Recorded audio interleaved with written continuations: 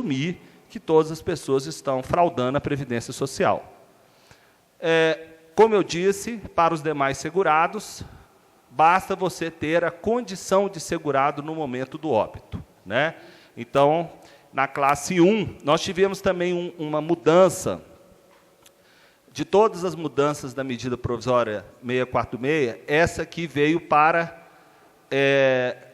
beneficiar os filhos que têm deficiência mental ou intelectual, mesmo que eles tenham mais do que 21 anos, e mesmo que eles trabalhem, eles vão ter direito à pensão por morte, né? Então, se algum de vocês tem um filho que tem uma deficiência mental ou intelectual, antes a lei exigia que esse filho fosse interditado.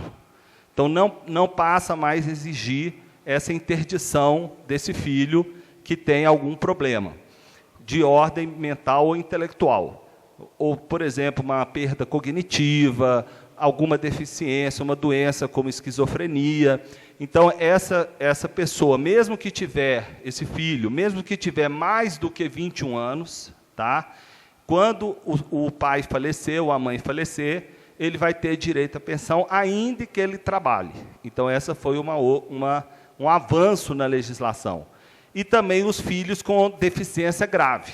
Os filhos com deficiência grave, aí deficiência física, mental, intelectual, sensorial, qualquer tipo de deficiência, ainda que ele esteja no mercado de trabalho, ele vai ter direito à pensão por morte, ainda que ele tenha mais do que 21 anos. Então, foi outra mudança, essa mudança veio para melhorar.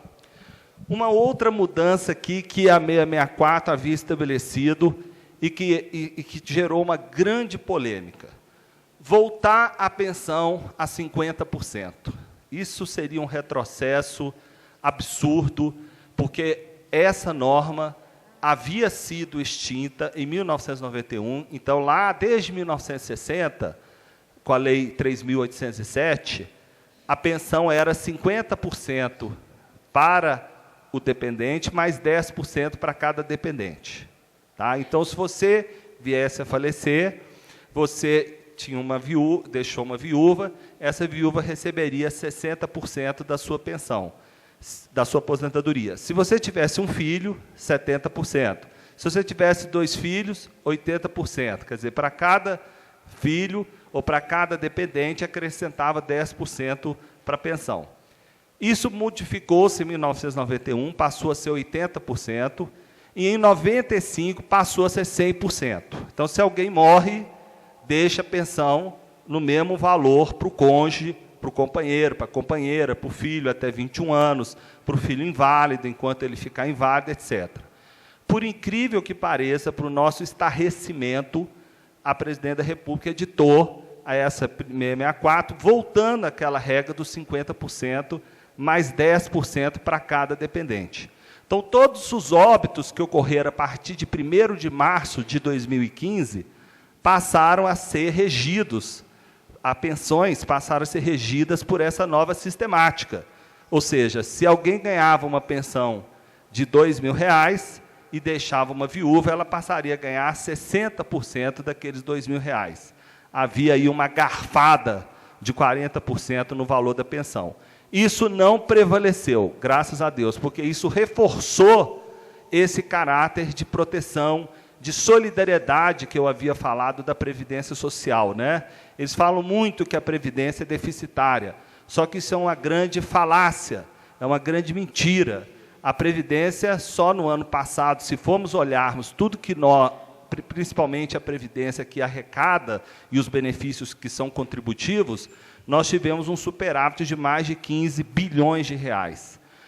Quando você analisa os benefícios dos trabalhadores rurais, que são aqueles que aposentam aos 55 anos de idade, mulher e 60 anos homem, sem nunca ter precisado contribuir, aí sim você tem uma situação deficitária. Só que isso não deveria estar na Previdência, deveria estar na assistência social, porque é um benefício não contributivo, né? Eu não sou contra o benefício ao trabalhador rural. Sempre quando eu vou falar sobre essa questão, as pessoas costumam achar que eu sou contra esse benefício de um salário mínimo ao trabalhador rural. O que eu sou contra é inserir esse benefício dentro da Previdência Social.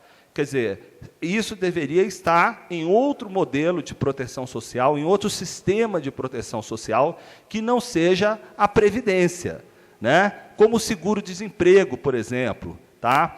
Embora o seguro-desemprego, a pessoa tem que estar contribuindo, né? Tem carências para o seguro-desemprego, inclusive houve mudanças na carência. Antes, por exemplo, seguro-desemprego, bastava você ter trabalhado 6 meses. Agora, para você ter o primeiro seguro-desemprego, você tem que trabalhar 12 meses. Então, houve mudanças.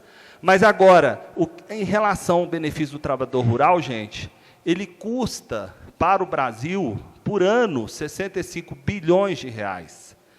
E com o superávit da Previdência Urbana, de 15 bi, realmente nós temos um déficit de 50 bilhões. Mas esse déficit ele advém exatamente de ter sido descumprida a Constituição Federal, que não determinou que esses benefícios deveriam estar na Previdência, teriam que estar na Seguridade, mas não necessariamente na Previdência. Né? E aí fica esse mito. E aí, quando você analisa Seguridade também de uma forma global, quando você olha Previdência, Assistência e Saúde, porque Seguridade é o conjunto das políticas de Previdência, que são geridas pelo INSS, assistência social, como Bolsa Família, né? O LOAS, que é aquele benefício que é devido a todo idoso acima de 65 anos ou ao deficiente, de qualquer idade, mas que sejam pobres, e o SUS, que é a saúde. Se você analisar todos esses gastos que nós temos com a Seguridade, que é Previdência, Saúde, Assistência Social, e tudo que se arrecada com contribuição social, e quando eu falo contribuição social, estou me referindo à COFINS, a contribuição social sobre o lucro líquido, a contribuição previdenciária, nós temos também um superávit de mais de 60 bilhões de reais por ano, né? Quando a gente analisa a Seguridade, e 20% desse dinheiro são desviados para a composição do superávit primário. Então, quer dizer, a gente gosta muito de enaltecer a Previdência Social. Por quê? Porque nós achamos que é um modelo não somente de amparo à garantia da dignidade da pessoa humana, mas um modelo de distribuição de renda, não é verdade? De equalização das diferenças sociais e regionais que existem no Brasil. Por isso que nós enaltecemos esse modelo e somos contra ficar comparando o Brasil com a Noruega. Outro dia eu vi na Globo News um grande jurista, que eu não vou citar o nome, que é muito meu conhecido, em todo congresso a gente está lá.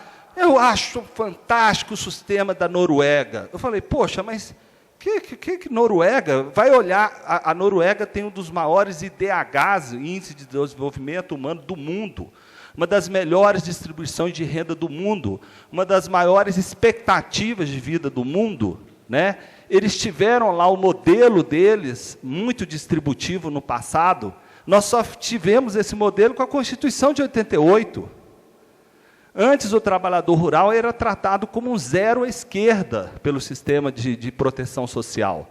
Então, quer dizer, não me venham comparar com a Alemanha, com a Noruega, com o Japão, porque a nossa realidade é bem diferente. A Previdência, ela inclusive, é um sistema que garante a manutenção de muitas economias locais, né? Se você for comparar, aqui em Minas Gerais, nós temos mais de 800 municípios. Tá? Grande parte da renda, da atividade econômica desses municípios é mantida pelo repasse dos benefícios previdenciários a essas pessoas. É muito mais até do que o do Fundo de Participação de Município. É isso que mantém o Brasil, de uma certa forma. Imagina se não tivesse previdência social nesse momento de crise econômica pela qual nós estamos passando, né? Nós estaríamos realmente fulminados. Então, Seguridade Social não é custo, Seguridade Social é investimento, né? Isso que nós temos que analisar, é investimento. Então, a pensão voltou a ser 100%, e melhor, mandou retroagir.